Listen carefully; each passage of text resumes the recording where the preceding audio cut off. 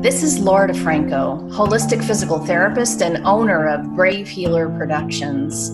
I'm excited to bring you my new holistic healing series where you're going to learn from the experts what it means to live fiercely alive, mind, body, and soul. I invite you now to take a breath, relax, and feel the vibe of the words my guest has to share with you today. Welcome, everyone. Today on the Brave Healing Podcast, I have the distinct pleasure to bring you three of the amazing authors of the upcoming book, The Wellness Universe Guide to Complete Self-Care, 25 Tools for Stress Relief. Dude, we need stress relief right now. I don't know about you guys, but I think everybody could use a little stress relief right now. I have Carole Park, Laura Sharon, and Tony Warner McIntyre with me, and they are going to help me with this mission I have at Brave Healer Productions to change the world one brave word at a time. Good morning, ladies. Good morning. So you guys, Carole Park is a dedicated light worker, a teacher of Infinite Tai Chi, Qigong, yoga, and meditation, and a spiritual energy healer. She has 20 years experience of combining these beautiful arts to provide a complete healing program. She lives in the UK with her husband and her doggie. I've got Laura Sharon here. She's a professional coach and consultant. She is a certified Dare to Lead and Daring Way facilitator, bringing the research of Brené Brown to life for individuals and organizations through workshops, retreats, and one-on-one coaching. She's also the author of When I Lay My Hands on My Heart, Healing Through Words and Color.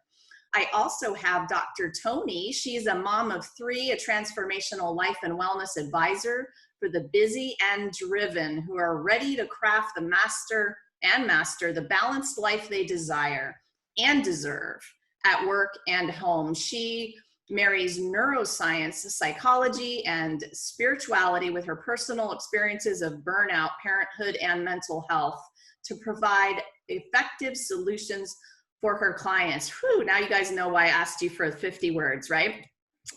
So welcome, you guys. I'm so excited to talk to you today. Dr. Tony, let's start with you. Talk to us about this beautiful chapter you wrote for the book. Thank you for having me. I'm glad to be here with you all today. This chapter I wrote for the book, I tried to be unrestricting in what I was sharing, which means it's real and it's raw and it's there for you. I put my heart on the page from a very powerful experience that I've had in my life that, looking back, really changed the trajectory of my life, I think, in a very positive way, in a very powerful way, that took me from a place of not knowing if I had purpose left to live to really bringing life into the world and feeling like I was breathing this purpose back in me. And what I've learned since then is that so many other folks have felt that way and haven't been able to share that. So this chapter is really personal to me. I've never shared it in quite this way before. So it's also a little bit nerve-wracking to share it, but in a really good way, because I know it's going to touch so many people's lives. And if you're a high achiever like me, then you probably don't like to say, I need help. You probably don't like to admit that you need help, right? And I think this chapter gives some permission to you, if you're willing to take it, or give permission to yourself to say, it's okay to reach out. It's okay to need help. It's okay to ask for support. It does not mean anything less of you. In fact, it takes more courage to do so. And that was a really hard pill for me to swallow. And I think that comes across in the chapter. For sure. There's so many things I want to say to you guys, but mostly thank you for taking on the challenge of writing your authentic story. And the chapters are a combination. So for the viewers who are understanding these books, they're a combination of authentic, beautiful story from your lives. And then you're transitioning to actually teaching a practical stress relief tool, which I think makes these books very unique and amazing. And we all needed to understand how to do some of these things at home. With the start of COVID and the pandemic, it was like, whoa, okay, we lost our ability to go out into the world and get the help we needed. But I know you all believe, like I do, the most powerful healer we have is within us. And you all did that so beautifully. You're all master teachers.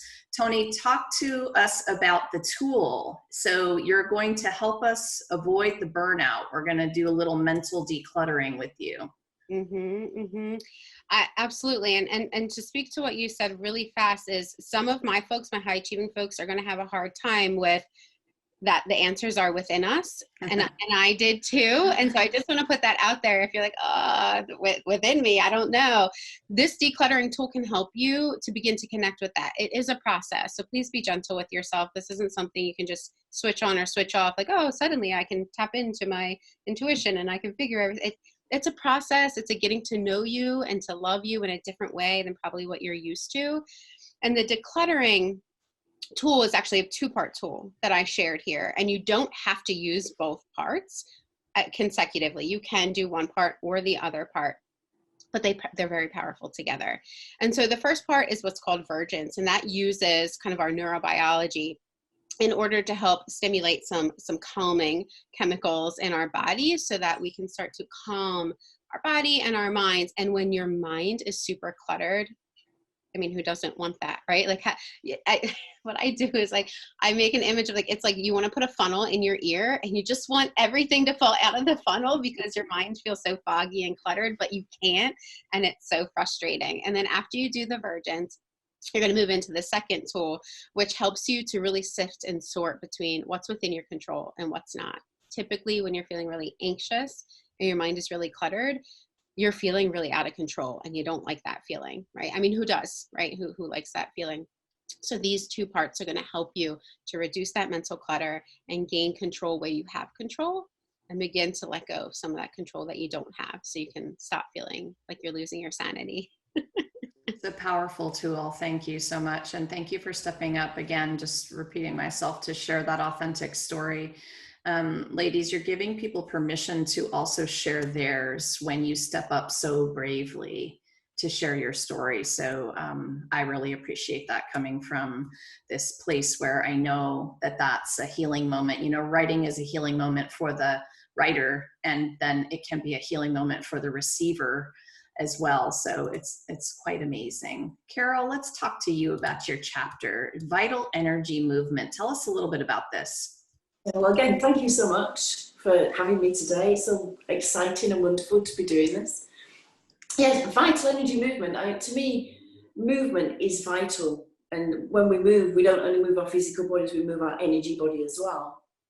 And as you introduced me, you said I've spent the last 20 years studying this and experimenting this and teaching this. And everything that I do has become about healing and not just using powerful energy to heal, but also using yoga postures, yoga breathing, using Qigong, using Tai Chi, just to lift people, to get people out of their heads, into their breath, into the different layers of who we are, so that we can be true to ourselves instead of being stuck in our heads with all this stress. As the book says, it's stress is in our heads. It's very much in our heads. Excuse me. So that's really what my book is about. Is about this beautiful flow that I've discovered of yoga and Qigong and Tai Chi. Who's to say where yoga finishes and Tai Chi starts? Because they overlap, they interconnect. And they're all so beautiful. And it's not really about being in your head and I'm moving and I'm doing this and I'm doing this. It just comes, it's given. Yoga's given. Qigong and Tai Chi is given. And they totally uplift and expand us. And the stronger we are, we cultivate to have a healthy body, healthy energy body. And this supports the health of our mind. And so our consciousness is expanded with all this strength and power that we have. So we literally, we have Qigong sequences where you stand like a tree and you actually take on that energy of being a tree. So nothing bothers you, you just stand and you maybe wave a little bit in the breeze, but that's all you have to do because you're a tree, you're so strong. And that's what all this is. This is what I'm trying to bring across to people in the book. So I hope it works. I'm a fan of using body awareness in movement big time. I think that when you can get literally out of your head, neck, and shoulders and ground and center yourself and be in your entire body. I'm a martial artist, and so I very well know the movement, bringing yourself out of your mind, so to speak, and into your body. So I appreciate that very much. How was it for you to share your story in this chapter? Well, I think it was fairly easy for me to share my story. I've always been a bit different. I've always, when I was a little girl, I used to see fairies. People didn't believe me, and my mum used to say, "Don't be so silly." So I've always been a bit different, and my story really was that I was successful in my career, but I was very unfulfilled. It wasn't who I really am. And I literally was sitting in the bath, and I saw what I thought was a picture in a magazine of an advertisement for Tai Chi for relaxation. And then when I looked the next day, it wasn't there. It was given from somewhere much higher, much deeper. And it's become my life. You know, my whole lifestyle is my practice and sharing it with other people. So it was really a bolt of lightning came in, and right, this is what you've got to do. You can't ignore a bolt of lightning. That's amazing. I think a lot of us actually can resonate, in viewers too, can resonate with being in a particular job or career and then sort of waking up in the middle of it and realizing it's not what you're meant to do. There's so many of us who tell a similar story of that. I appreciate you sharing yours, Carole. Thank you. Laura, talk to us about chapter 8, and you're going to get us to breathe more, which is a really good idea. So interesting listening to everybody else talk first, because my chapter kind of pulls so much together of what what Tony and Carole have said already. So my chapter is called Breathing, a 3-minute practice for creating calm in any situation. And so I've struggled, I'm a childhood trauma survivor, and I kind of got my wake-up call when I was about 24 and started down this path of healing. And you know, I immersed myself in a whole lot of opportunities, but to heal. So biofeedback, I tried everything, and you know, I got little tools and little techniques along the way. But one of the things that kept reappearing and getting my attention in different ways was how I could use my breath to calm myself. That maybe the whole solution wasn't outside myself. It was like, oh my goodness, you know, because I kept running to the doctor, I'd run to the therapist, I would go to the support groups. And, you know, when I found techniques that helped me go inside and calm myself, and there's neuroscience behind this as well, of, you know, using your breath and how it connects to calming down your mind when you're cluttered or racing, or, you know, those kinds of things, which I certainly had a lot of. One piece of my story that I tell in the chapter, though, is an important piece, which is my anxiety became so severe that I ended up going to the doctor because I felt like there was something really wrong with me. And I learned that, you know, after going through all the medical tests and making sure that I was okay physically, that I needed medication to help me take that edge off of the panic attacks that I had started having and be able to function well. So that's an important piece for people who struggle with depression or anxiety. Sometimes we do need medication.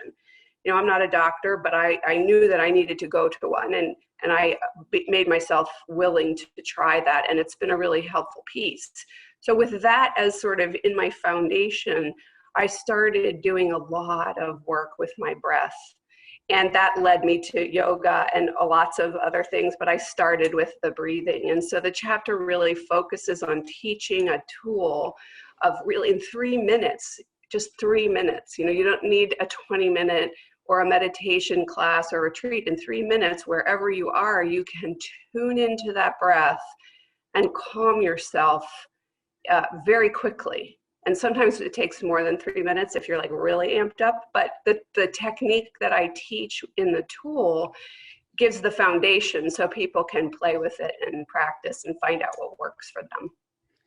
I love breathing as what I think is the fastest way into the body, which is what I was talking about a minute ago, just getting in with the deep breath. I love to guide people into the pelvic bowl with their breath, like really get it down low.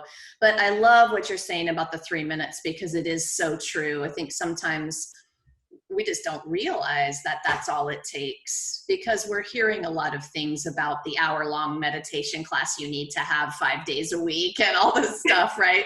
And it just starts to feel like even more overwhelming that you need to put all of that into your already packed day. But yes, 3 minutes. So Laura, you're also a poet, and I can't help but ask you a question about your beautiful book. Talk to us about your poetry book. Yeah, thank you for the opportunity to do that. So 30 some odd years ago, when all the memories of my trauma were flooding forward, I stopped doing drugs and alcohol. And when I did that, it was like, just this explosion, like a volcano occurred, and I was waking up with panic attacks. And anyway, I've always written poetry and done art. And one of the techniques that I use to help me get through all of that reliving of the trauma was I wrote poems, and I made drawings with pastels that went with each of the poems. And it was just a natural process of me using my creativity to help express what was happening. And literally those poems and those drawings, they sat in my closet for over 30 years. And I, every now and then I would give a copy out to somebody. I had it bound. It was ready to go, and I had so much feelings of vulnerability, like what Tony was talking about, and shame and stuff, that I just couldn't put it out in the world. And so over all this time, I finally got the courage to bring those poems and drawings out of the closet. And last fall, with the help of a lot of people, Laura included, I published my poems and drawings. And what I did was I added a narrative arc to it to help people kind of go through sort of the process and teach people the process that I went through. Oh, thank you so much for getting your courage on, girl, and getting that out into the world.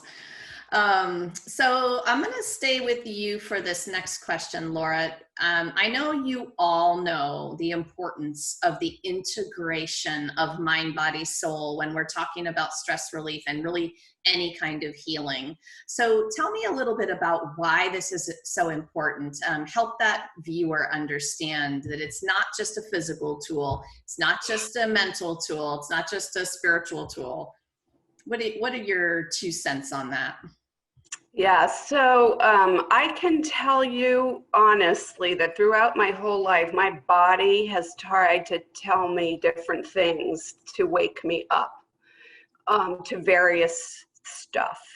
And I ignored it for a long time, right? And so I think what's as I mentioned, when I was about 24, which was when sort of the mental part of everything just came crashing in on me, and I couldn't ignore anymore what was happening, and I had to go get some help. And so in that process, I learned so much about how, for example, my doctor used to talk to me about, he's a functional medicine doctor, by the way, that, your neck is the connection between your head and your heart. And I was having all these neck issues and upper back, shoulders, and I was going to the chiropractor and having acupuncture, and, and so I just started to learn so much about this integration piece that you're asking about, and just stay open to it and to pay attention to the different ways things were showing up when in the past I had not done that before. And I have to say, I was never comfortable living in my own skin. I spent a lot of my life, being busy, overachieving, going to school, getting the next certification, when the fact of the matter was, to get comfortable in my own skin, I had to learn how to integrate all these pieces to become whole and calm and secure and confident. And yoga 12 years ago became like that next step for me, of taking everything I had done previously and helping to really integrate all of it. I love that. Carole, what do you think? Do you want to add anything about integrating mind, body, soul? I know that this is at the foundation of what a lot of us do. Well, the way I work is very much working from the body upwards, because we're in a body and the body is the vessel. It's our vessel in the world. And we're all really here to aim as high as we can to go back up off the world. But we have to start somewhere. And in yoga, as I'm sure Laura knows, that there's something that we call the prana shakti, which is the energy flowing through the different levels of our being. And very much, I find it's very important to tune into that. And people can tune into it without even realizing. My husband cycles a lot, and he tunes into it without really knowing that there's an energetic in cycling that flows different layers, how uplifted you feel when you move. And when we do this work, we really work to cultivate strong prana or strong chi that is very empowering. And that again uplifts the emotions. So it's much easier to clear your emotions when you feel better, when you've moved away some of the stress. And then help to clear the old programs in the mind, and then finally let your soul shine through. So you're not really a personality anymore, you're a beautiful soul in the body, aiming high. And that's really what all the old whole integration means to me. I've not heard anyone talk about it in terms of moving up like that. I liked that. If I felt that when you were talking about it, I love it. Dr. Tony, tell us what you are thinking about this integration idea. I love that you asked this question because it is so integral, yet it's so often skipped over. And a lot of like myself, I was there, and also just in general, a lot of people that are high achieving and staying busy, like Laura was talking about, we get disconnected from our body and then wonder why we are having these ailments, and we don't see the connection. It's not how we're socially constructed to view things. And so this is a shift. This perspective is a shift for a lot of folks. And it's one that some of the folks I work with will struggle with initially, because it's like, no, just tell me what to do and I'll do it. Right? And it's like, totally. No, actually you need to be, right? How do I do that? What does that mean? That's not productive. It is, right? And so helping to connect here. I mean, if we think in a practical sense, right? If you are really hungry, your body needs nourishment. Does that affect your mood? Absolutely, right? Grumpy, yes. Right? If we are really tired, if our body is exhausted, does that affect our mood? Absolutely. If we are really in the intimate mood, right? Like all of these affect our mood, and yet we are taught to not tend to our body or not tend to our mental state in a way that's integrated, to keep them very separate. And it just winds up destroying us. That was my experience, and I was in denial about it for a long time. But we know in the US, depression is the top cause for disability, right? I mean, it affects our minds, our body, our spirit. It affects it all. So if we're only tending to one piece, like if you're really big into physical fitness, but you're not tending to your mind or your soul, you're going to feel it. Right? And then you might get frustrated. I'm going so hard, like I'm working out every day, but I'm still not happy, or I still don't feel fulfilled, right? Because you're not doing all three pieces. So if we do all three pieces in a way that meets our own needs, and it's a bit different for everyone, right? We can feel whole, kind of like what Laura was saying. And I think it seems abstract for those that want something tangible to do. And I was definitely in that boat. But it changed my life when I stopped fighting against it and started being more open to it. Yes, I love listening to how, we all serve so many people. And again, I'll just say thank you all for being who you are and doing what you're doing in the world. I think it's so long overdue that we have these kinds of conversations about integration and what this even means, and just also with all of your different perspectives on it, somebody's going to hear the message in exactly the way they need to hear it, right? There's so many people in the world, and they need to hear it in different ways. So thank you.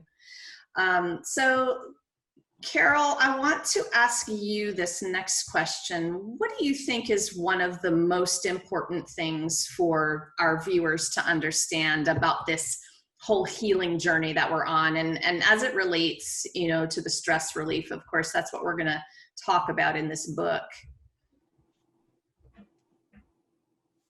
I think the healing journey with regard to stress is, stress is a very personal thing, but it tends to be, we're stressed because we perceive something a certain way. And we just have to simply change our perception. And it could be something very small. It could just be a random comment that somebody says that just really stresses us out.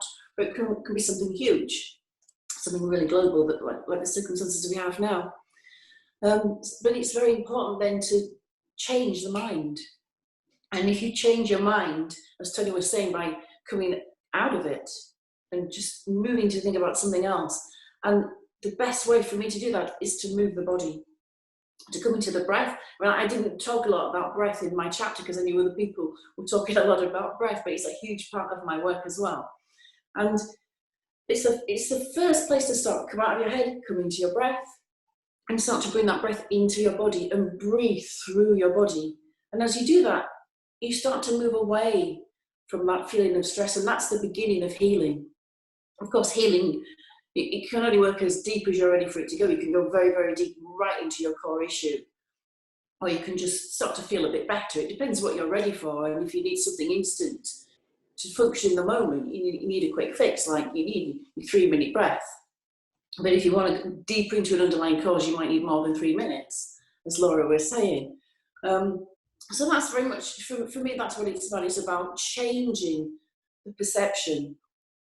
And for me, the best way to do that, come into your breath, come into your body, move, you start to feel better. You just naturally feel better because your energy starts to shift and you feel higher.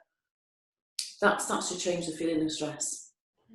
I think that's about vital energy movement. It's vital to move your energy.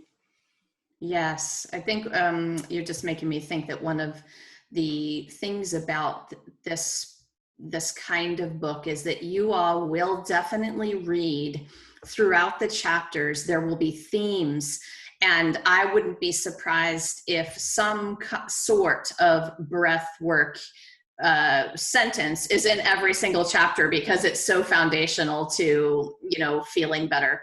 But also, you know what another one is a connection to the intuition and just connection.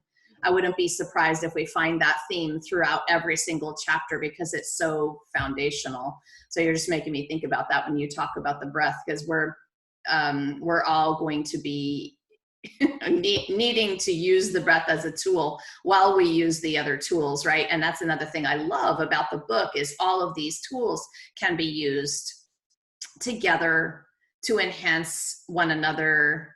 It's beautiful. So Tony, do you have anything to add to in terms of just thinking about one important thing you want the viewers to understand about this journey as a whole? One. Oh. I know. There are many, I know. I'm gonna come back to what I said before of how courageous it is to reach out, because it just consistently comes up of you hit that wall where you're trying to do things over and over and over again, or you're researching and trying new things over and over and over again, but you're trying to go it alone. And I think here, yes, that connection with self is so important. But if you are taking everything on your own, there's just so much clutter. It's hard to connect with yourself. And so at some point, we have to say it's okay to connect outward and to extend a hand and to ask for help. And this book is one way to begin that journey, because as Laura said, if you have trauma in your past, breathwork, for example, can allow this flooding of emotions. And if you try to deal with all of that all on your own, that can be really challenging. And so I guess what I want you to hear is like, you deserve support. You deserve support. And that is so incredibly courageous to allow someone into your world in that way, and vulnerable, which is scary. And I'm right here with you on that. but it's so important and it's so powerful. And so if anything, I'd ask, give yourself permission to reach out, extend a hand, and ask for support for yourself as much as you do so for others. I loved how when you first said that, all three of us nodded our head. It was like, you know, and so that's what you're going to find too, is that, oh my gosh, it's so important. That idea is so important. You can do it alone if you choose to, but you do not have to do this alone. And part of the reason for the books, you guys, is that you'll be able to reach out to the authors. The Wellness Universe is a massive, amazing platform with all of these experts on it. And you'll be able to read about the authors and come through the Wellness Universe to their profile link, and you're going to read all about them, and you'll figure out where to explore and learn more and take this to the next level if you've heard something today that you're just really resonating with, right? And of course, I'm going to hook you up in our show notes with their websites and other ways to connect. So Laura, what's one thing that you want the viewers to understand about this journey as a whole? Yeah, so interesting. When Tony and Carole were speaking just now, I was recalling of what drew me to Brené Brown's work to begin with, and this is the story, right? So it was over 35 years ago that I was doing this work. I was waking up. I was 24 years old. Not a lot of 24-year-olds were doing that. So it was a very lonely time. And I think looking back, I had no idea what I was doing and what the journey was going to be. And I think if anybody had told me how long it was going to take, I would have run out the back door and not come back, that kind of stuff. But what I'm recalling so much is the notion of connection and vulnerability, for those of us who are the hyperachiever types, or the ones who want to be busy constantly, part of what drives that behavior, I believe, so much is, it's almost like a form of numbing. And what Brené's research talks about is how, when we numb the hard feelings that we don't like, or that are too painful, we're also numbing the positive feelings of joy and love. And we as humans are wired for belonging. We need each other. We need connection. And for me as a trauma survivor, that was like, are you kidding me? I have to love, be vulnerable, all the things where I had been hurt the most. In order to heal, I had to dive head first into that pool. And so what I would say is, whether your stress is work related, you have a big job and you have kids, and in the pandemic, you're trying to figure out how to manage all of that, or you have trauma in your background, to me, it's, no matter where you are on the continuum of stress, there is something very powerful that happens when you say, this isn't working for me. Just declaring that out loud, this is not working for me. And then, I know from my own experience, Laura, you were talking about giving ourselves permission. I can just clearly recall a time where I literally was laying on the floor going, how can I keep this pace going? I was like, I thought I was going to die from the stress. And this little voice of intuition came to me and said, nobody's going to come save you. You're an adult. You need to give yourself the permission to make the changes that the world is screaming at you to make, and to me, that's the real rub, that everybody has stress. We're all in the boat. It's just a matter of where we are on that continuum I mentioned. And I think that the biggest thing is to give yourself permission, let yourself off the hook. You don't have to do this alone. There is tremendous help available if we avail ourselves to it. Yes, thank you so much for that. That's one of my favorite Brené Brown quotes, by the way. If you numb the pain, you also numb the joy. And I think it's really, really good to remember that when you're using different sorts of ways to cope with stress, that are just making you numb so that you don't have to feel, what you have to feel. That's the time where you have to remember you're not alone, and you can reach out to somebody who cares and who will talk to you about other ways, more healthy ways, So what I wanted to do before I ask you gals this last question that I have is I'm going to read just the very first paragraph of the introduction to this book. And it goes like this. And this is from the founder of the Wellness Universe, Anna Pereira. We believe in a mind, body, spirit approach to well-being. The Wellness Universe was created to bring together people around the world who make the world a better place through their support of health, wellness, and well-being for mind, body, spirit, and planet. Complete self-care cannot be achieved unless we nourish all of our parts. Within this guide, I want to share with you 25 of our top resources from the Wellness Universe to help you manage, reduce, and relieve stress. And that's just a little piece, a little chunk of the introduction. To hopefully give you guys a flavor of what's to come. We are going to be launching this beautiful book on 11/11. How's that for you angel number lovers? And we can't wait. And the links for that will eventually be down in these show notes as well. But if you're coming upon the interview before our launch, well, that's the reason it's not there yet. So gals, let's see. Tony, right now, people are so stressed out. I mean, we all had the stress and anxiety that we had in our normal life, in some instances already overwhelming. And then COVID happened, right? And I think this is going to go down in history as the story that starts with, and then COVID happened, right? And it just dumped all of that stuff on top of what people were already dealing with. And so there are a lot of people running around who are really losing hope. And I want to know what you would say to that person today. Just a message for somebody who might be losing hope right now about the way that they're feeling about all of this. At the time when you feel hopeless, that's the time to surrender. And I know that that sounds counterproductive. It sounds counterintuitive. But in all the moments in my life when I have felt like I have tried so hard, so long, until I was just hopeless, that was the moment I was like, I surrender. I surrender trying to control that which I can't control, and therefore I'm choosing to focus on that which I can. And that level of acceptance is liberating, and it allows you to almost lift this weight off your shoulders. It's not a condoning of what you disagree with or what is not going well.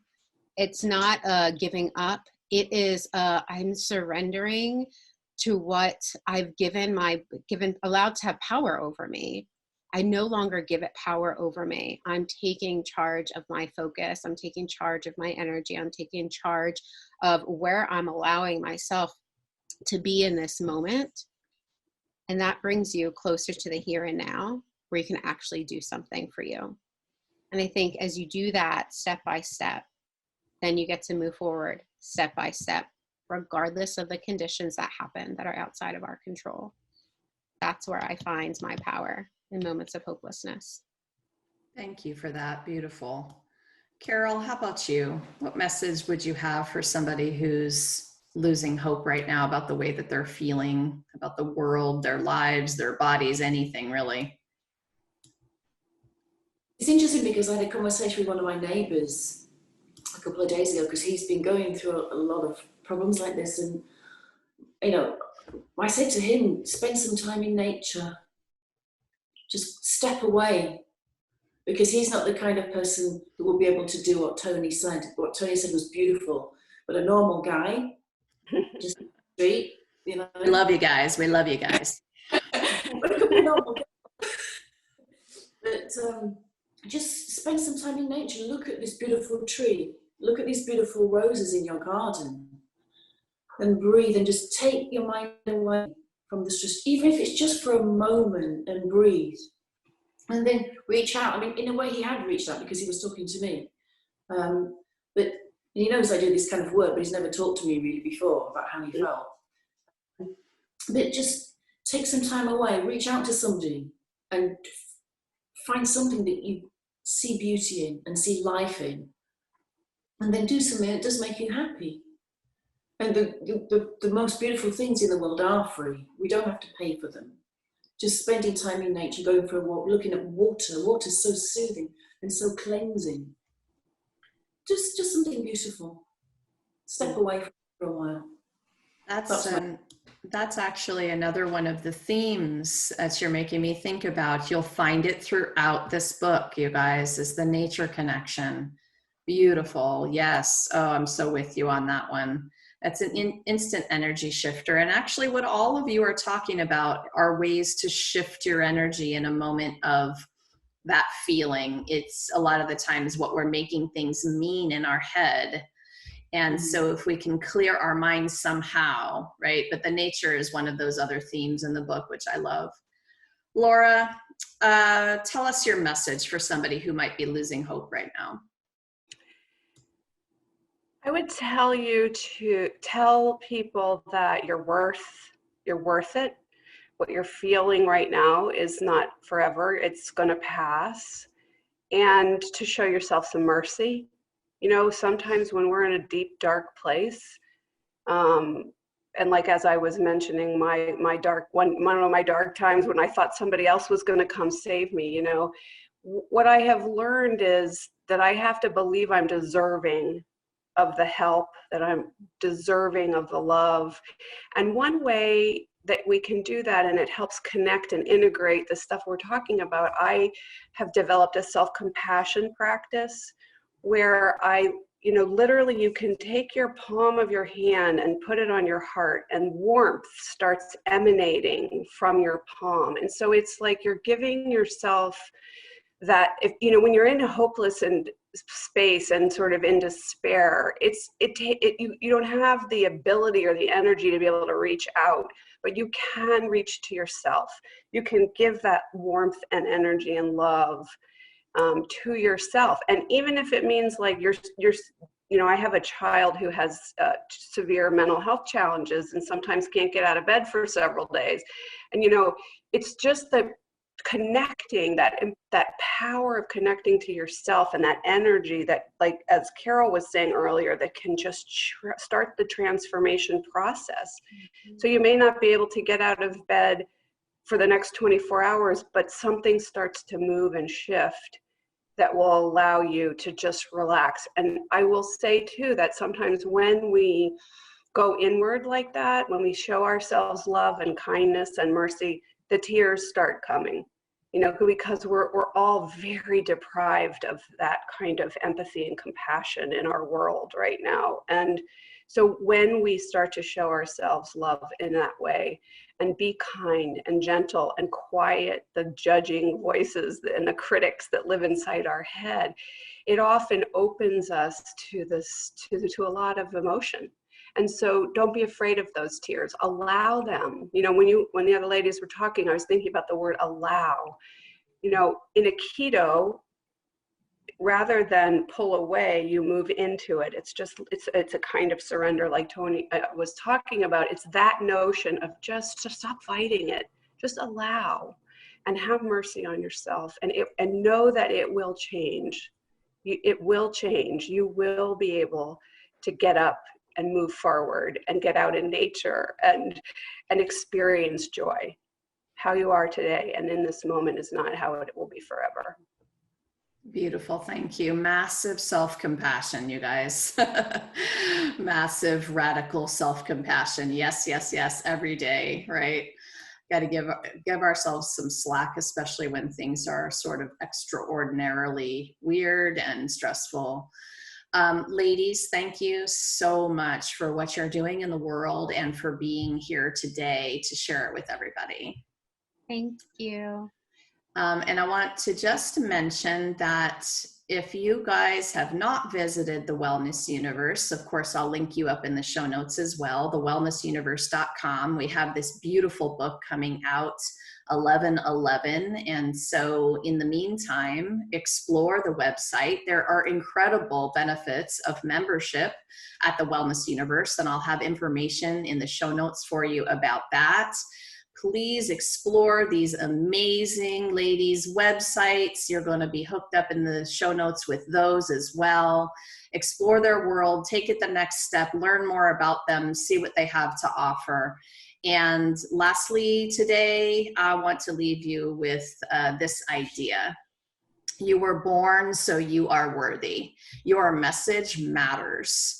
What if the thing you're still a little afraid to share is exactly the thing someone needs to hear to change or even save their life? It's time to be brave, you guys. Thanks, everybody. See you next time, ladies.